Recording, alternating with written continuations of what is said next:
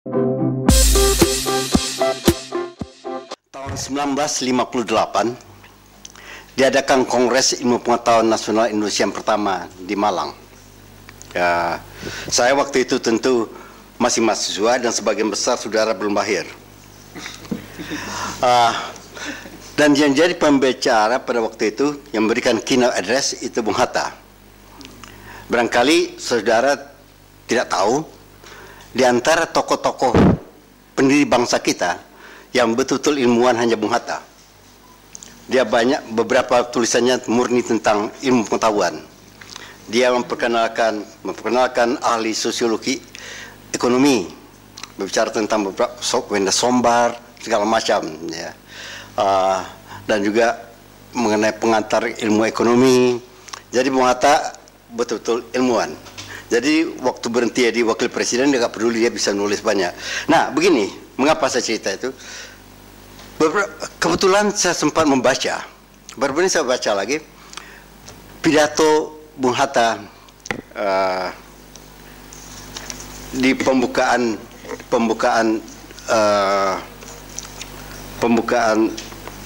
Kongres Ilmu Pengetahuan Nasional Indonesia itu. Sekarang sudah Kipnas ke-12, lupa saya. Walaupun saya pernah jadi ketuanya. Nah, kata Bung Hatta itu yang menarik, ya. Mana nih catatannya?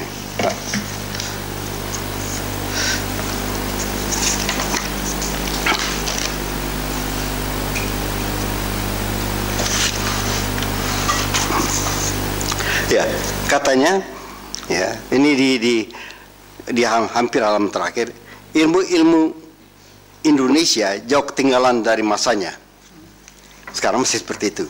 Tugasnya tidak hanya menganalisa dengan mengadakan research untuk mendatangkan sebagaimana adanya, tetapi juga ikut serta memikirkan bagaimana mestinya menurut cita-cita keadilan sosial. Negara dan masyarakat berkehendak akan petunjuk ilmu dalam pembangunannya. Ilmu sosial, praktika harus banyak maju ke muka. Saya baca itu hati-hati, ya, apa yang dikatakan Bung Hatta ini, ternyata, cocok dengan pendapat saya. Begini, ketika dia tugasnya tidak hanya menganalisa dengan mengadakan research untuk membentangkan segala macam adanya, jadi yang pertama ilmu itu adalah a system of knowledge. Tapi kemudian juga ikut serta memikirkan bagaimana mestinya mengenai cita-cita keadilan sosial. Yang kedua adalah a system of discourse, semacam wacana. Dan ketiga, negara dan masyarakat berkehendak akan petunjuk ilmu dalam pembangunannya. Itu artinya ilmu sebagai applied science, sebagai bagaimana diterapkan. Nah, ketiga hal itu, itulah yang sebenarnya ilmu, terutama ilmu sosial. Ya, sebagai system of knowledge kita harus berkenal dengan berbagai macam teori, berkenalan dengan how to do it, ya, bagaimana mengadakan research itu, berbicara tentang bagaimana etik tentang segala macam, dan sebagai system of discourse apa pemikiran kita. Dan kalau Anda baca dua pidato hebat yang pernah dalam sejarah kita, pertama Indonesia Kelakhan, Indonesia Menggugat dari Soekarno. Kedua, ya, Indonesia Free New dari Bung Hatta, itu di tahun 26. Kalau dibaca, itu bisa dianggap itu boleh dikatakan itu pembelaan, kami tidak salah, tapi sekaligus juga semacam sistem discourse, ilmu. Lihatlah penemuan yang ditemukan ini, ternyata kami ini diperas. Nah, itu yang sebenarnya, itu yang dilupakan. Nah, apalagi, nah ini saya cerita lagi. Saya renungkan situasi di waktu Orde Baru. Ya, perlu juga saya beritahu sedikit, ya. Orde Baru itu dibanding dengan yang sekarang, ya. Memang sering saya kata, baru-baru ini ada datang orang dari Mesir ketemu saya, dia profesor di Harvard, dia kenalkan, saya sebenarnya orang Mesir, profesor Harvard. Langsung saya katakan, itu si Mursi itu kok bodoh benar sebenarnya. Baru jadi presiden sudah mantap sekaligus ya di kudeta orang. Lihat Soeharto semua. It took many years for him to collapse. Jadi Soeharto sangat hati-hati. Iya, karena itulah saya datang ke Indonesia untuk pelajari dia bilang. Ya, si Mursi dia. Jadi Pak Harto itu jauh lebih pintar terlepas daripada dia serakah kekuasaan, tapi dia pintar. Sedikit. Nah, waktu itu yang penting. Di awal-awal Pak Harto berkuasa itu, ya, kita terjadi perubahan. Kata-kata revolusi dari Soekarno dihapus. Selama 2 tahun kata revolusi tidak dipakai. Saya di luar negeri waktu itu. Yang muncul ada kata pembangunan. Ya, pembangunan, revolusi out. Nah, kemudian juga kita lihat juga gaya bicara juga berbeda. Di zaman Bung Karno bicara serba membesar, ganyang, kremus. Iya, jadi serba revolusi. Ya, itu zaman Soekarno. Jadi Soekarno tanpa sadar membagi dunia atas 2. Revolusi dan anti revolusi. Masyarakat juga begitu. Jadi tanpa sadar Bung Karno membagi dunia atas 2, antara tesis dan antitesis, tidak ada sintesis. Masyarakat juga antara kontra revolusioner dan revolusioner. Dan ketika dia jatuh, what happened? Bunuh-bunuhan kita. Sudahlah. Nah, datang Soeharto. Soeharto tidak memakai revolusi tapi pembangunan. Dan gaya bicara, sistem diskurs yang diperkenalkan oleh Soeharto sebenarnya baik. Si A diamankan. Nah, apa yang diamankan? Tidak ada pelacur, yang ada wanita susila. Tidak ada penganggur, yang ada wanita tunakarya. Tidak ada semua kata halus-halus. The problem is, baik Anda memakai gaya serba membesar atau sebab mengecil, Anda merelatifkan realitas. Jadi si itu telah diamankan. Kita tidak pernah tahu apa itu maksudnya, telah ditangkap atau telah dibunuh atau telah dipelihara. Ya, itu repotnya. Nah, ketika Soeharto jatuh, apa yang terjadi? Kita menghadapi crisis of mutual trust. Partai 3 menjadi 149 partai. Dan akibat crisis mutual trust, we are having also crisis of crisis management. Tidak ada masalah terselesaikan. Nah, begitu. Nah, itu masalah kita, ya. Ketika diskurs telah jadi waktu Soeharto, ilmu sosial sebagai sistem diskurs dicurigai. Tidak bisa ngomong semuanya. Nah, sebagai sistem knowledge itu dianggap useless, nggak perlu. Jadi yang dikembangkan di zaman Soeharto itu ilmu sosial sebagai applied science. Nah, kalau Anda sebut applied tanpa memikirkan apakah cara pemakaian itu benar atau tidak, iya, mutunya ala kadarnya. Kita berpikir kita jadi macet jadinya. Semua hal harus di quantification. Jadi kemunduran luar biasa dalam ilmu sosial terjadi waktu zaman Soeharto. Nah, sekarang berlanjut. Kebiasaan. Dunia sudah berubah. Apalagi di zaman Soeharto berkuasa itu, 70-an, 80-an itu, di dunia barat ada kecenderungan untuk melihat memakaikan pendekatan Marxisme. Bagaimana Marxisme? Kita mau itu merusak itu. Jadi ilmu sosial itu dinamis, mencoba bagaimana kita harus menerangkan masalah ini. Nah, itu kadang memakai pendekatan ini, kadang pakai ini segala macam. Nah, kalau Pak Harto yang penting berguna atau tidak. Nah, itu masalah kita. Ya. Nah, itu dipakaikan dalam dunia universitas. Applied science, applied. Kalau applied tanpa mencoba memikirkan apakah applied itu make sense atau tidak, ya berhentilah.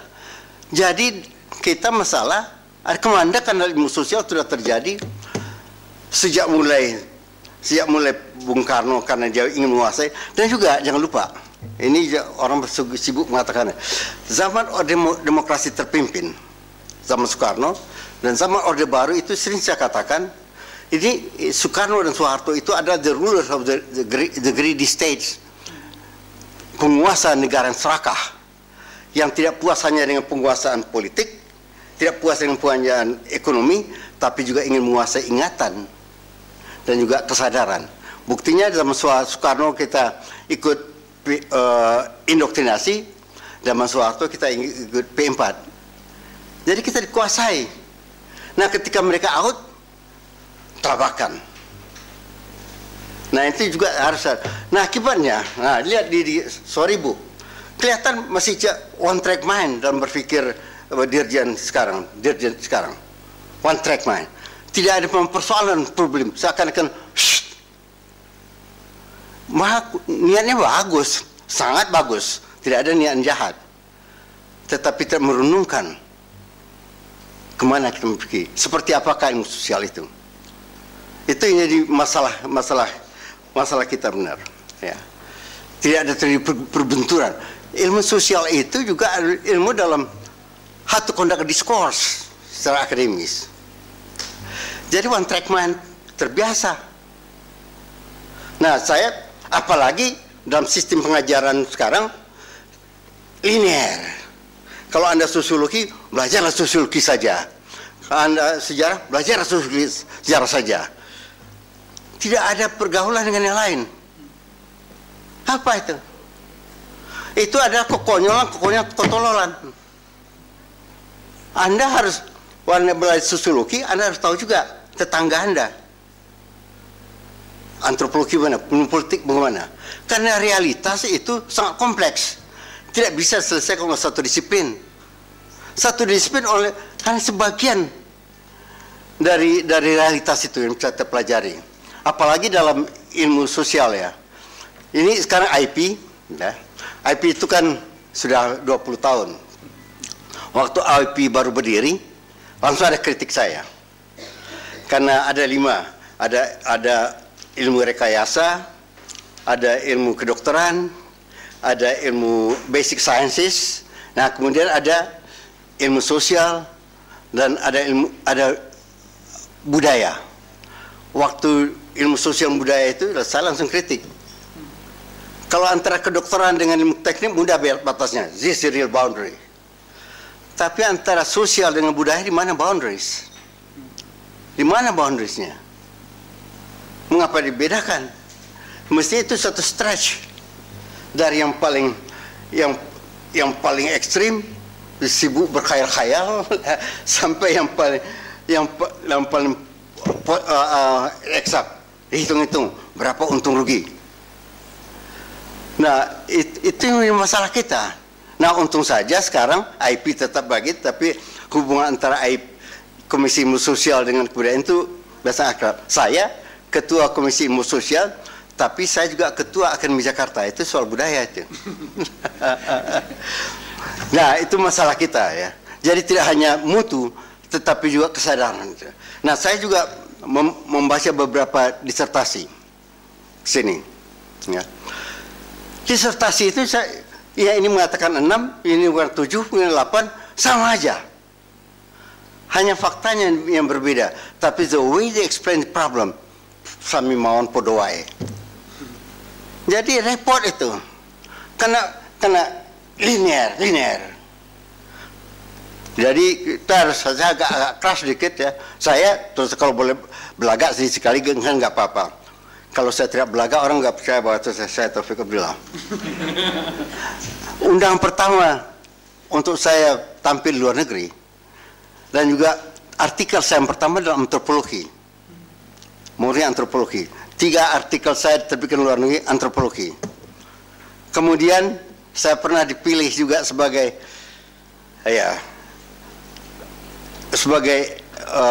wakil presiden untuk Sociology of Linz dalam sosiologi. Dan Anda tahu buku yang perkenalkan sekarang apa etos kerja. Siapa yang perkenalkannya? Itu saya yang perkenalkan kata itu. Karena saya menulis tentang Max Weber. Nah, itu terjemahan saya kata etos itu, beda dengan etik.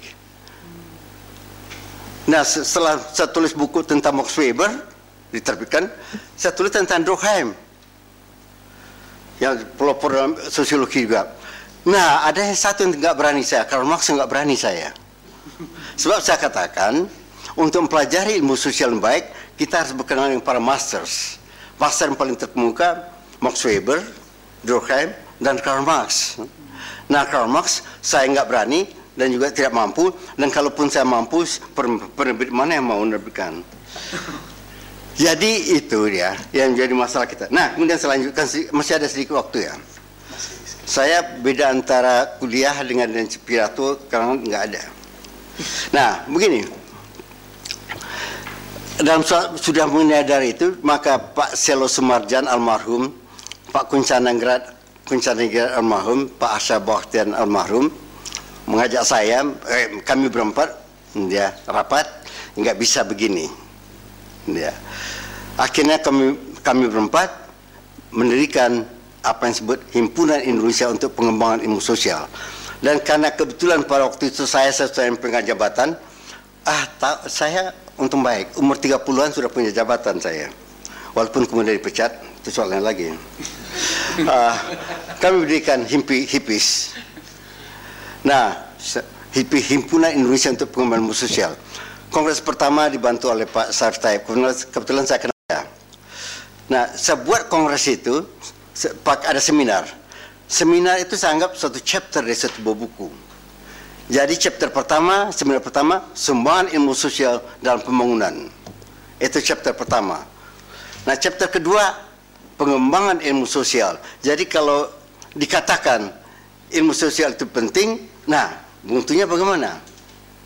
Nah, kalau mutunya bagus, saya adakan di Medan, the ethic of social science. Kalau Anda pintar tapi nggak punya etik, itu apa artinya? Jadi etik. Jadi chapter ketiga.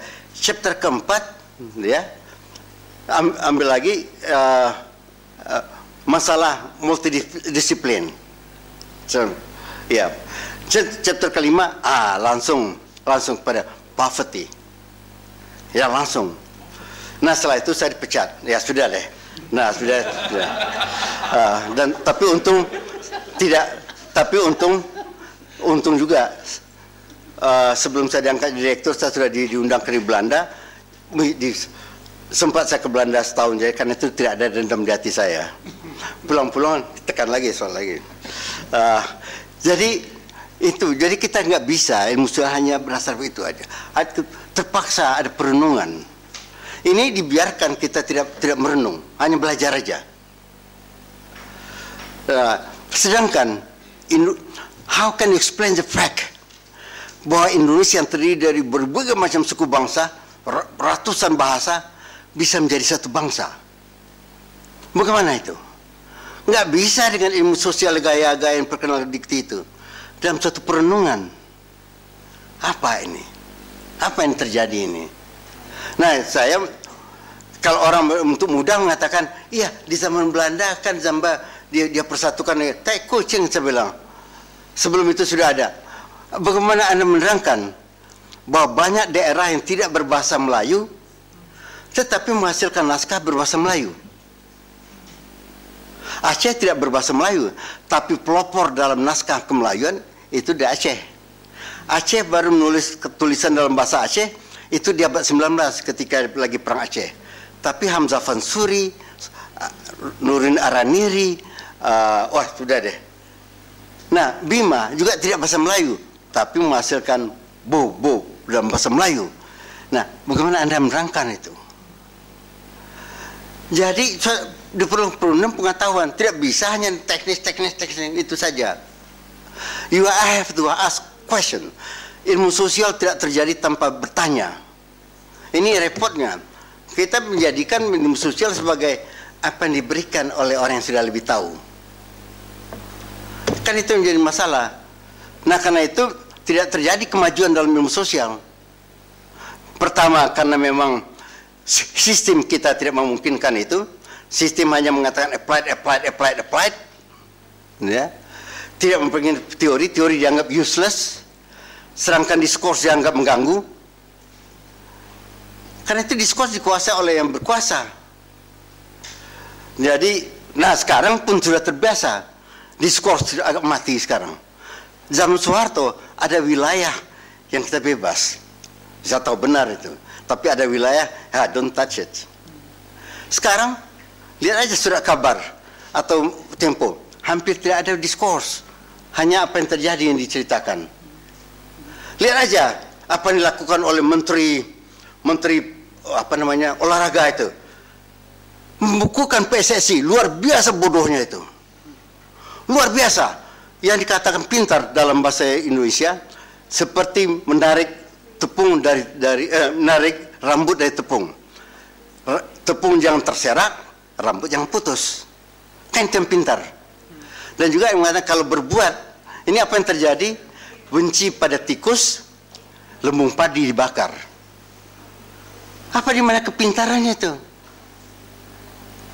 Itu banyak terjadi sekarang. Karena tidak ada perenungan, kita tidak belajar untuk merenungkan. Nah, tugas ilmu sosial juga harus mengadakan perenungan itu. Nah, itu masalah kita sekarang. Nah, terakhir ya.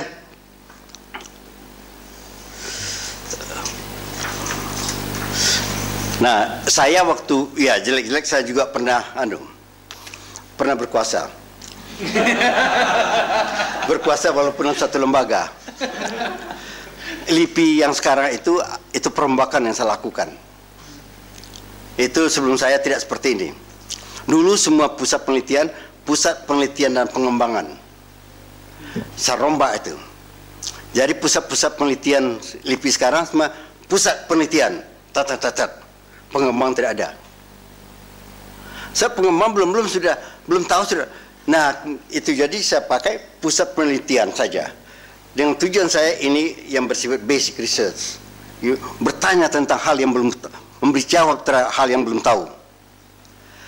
Nah, sudah itu, di bawah itu, apa yang saya bikin? UPT. Yang bisa, apa yang diketahui, bagaimana dipakaikan. Nah, kemudian, saya adakan hubungan dengan Australia, saya berikan perusahaan. Supaya apa yang sudah bisa dijual. Sebab saya rencanakan, tanggung jawab kita adalah tanggung jawab pada dunia ilmu pengetahuan, tanggung jawab pada stakeholders, tanggung jawab pada masyarakat. Nah, pada ilmu pengetahuan you have to do something new. Jadi itu, saya rencanakan itu semua. Ya. Dan saya dalam waktu saya diundang ke Jerman, saya keliling, saya bangga benar dalam hati saya, tentu saya katakan, karena apa yang dikatakan di Jerman sudah ada di sini semua. Rupanya selama lebih dari 30 tahun, 20 tahun sebagai orang buangan, tapi sering juga diundang, saya berpikir juga. Jadi ini yang ada, saya diuntung juga. Saya dipecat tahun 78, ya, masih muda remaja. Bayangkan, saya diminta untuk jadi deputi, saya tolak, beberapa bulan kemudian disuruh berhenti. Ya, nggak bodoh sendiri, kok protes pada Soeharto, kan nonsen itu. Ya sudahlah.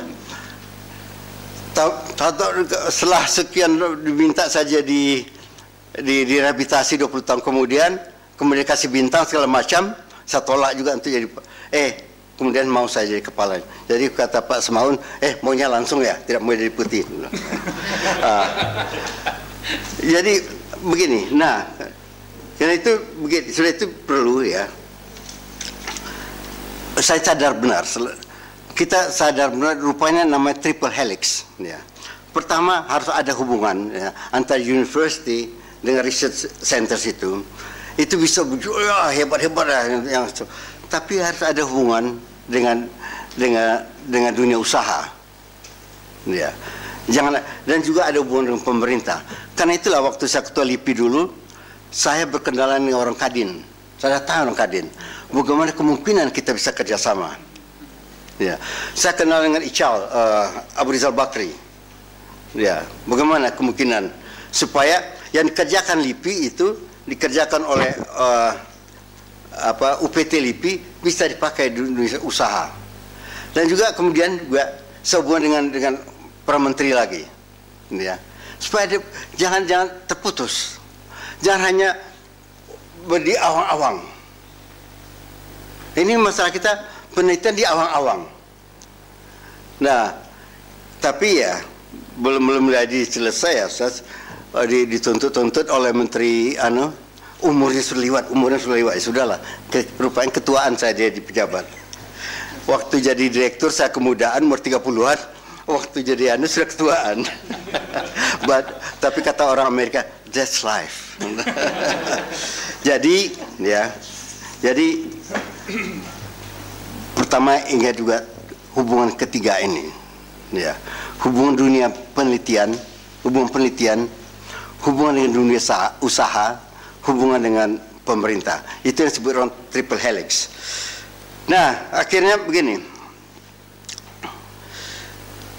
Sekali lagi apa yang dilakukan sekarang oleh dirjen itu, monolinearity itu salah konyol. Masa begini aja terus? Ya ideal, saya anggap seperti segitiga. Ya apalagi untuk tingkat tinggi ya. Segitiga. Yang utama ini, ilmu saya utama ini. Ada yang kirinya yang bisa membantu. Ada yang kanannya yang bisa membantu. Kadang-kadang yang kiri itu bisa naik juga. Yang kadang-kadang kanan itu bisa naik juga. Lihatlah beberapa tokoh teori dalam sosiologi, ya, itu aslinya mereka tidak boleh dari sosiologi. Ada beberapa orang tidak dari sosiologi, tapi merenung akhirnya tergelincir. Lanjutkan. Jadi kalau begini nggak ada hal yang sama aja yang dikatakan terus. Jadi perlu ada itu. Nggak bisa itu. Ya, itu. Saya paling kurang pengalaman saya, walaupun sudah dipecat masih dapat bintang juga. Itu kan tidak begitu. Ya, saya kira agak berlebihan saya ngomong ya, nggak apa-apa. Jadi saya perhatikan, walaupun kalian anda sosiologi, kalian cobalah belajar. Ini pusat studi Islam. Waktu direncanakan tuh saya sudah ngoceh-ngoceh. Jangan. Katakan pusat studi masyarakat Islam sebenarnya. Kalau studi hitam itu aja yang dikembangkan. Tapi kalau masyarakat, you can talk about other things sebenarnya. Sekarang rupanya studi apa? Pusat Pengkajian Islam dan Masyarakat. Iya. Iya, betul. Itu sudah waktu itu direkturnya saya kan jangan cuma studi Islam, jangan. Saya tahu kemandekan sudah saya bayangkan. Untuk mau aja mereka sebut pakai masyarakat. Kalau masyarakat, it's very lively. Kalau sudah itu aja. Apakah ini dosa atau tidak, itu aja ngomong. Atau apakah ngaji gaya Jawa itu dosa atau tidak? Itu kemandekan berpikir itu hobi benar itu. Ya. Nggak diulang-ulang lagi. Saya kira cukup sekian. Kalau ada pertanyaan, sorry karena gaya saya. Maklumlah, nek wis tuwa iki kayak ini. Saya kira cukup sekian. Assalamualaikum warahmatullahi wabarakatuh. Terima kasih.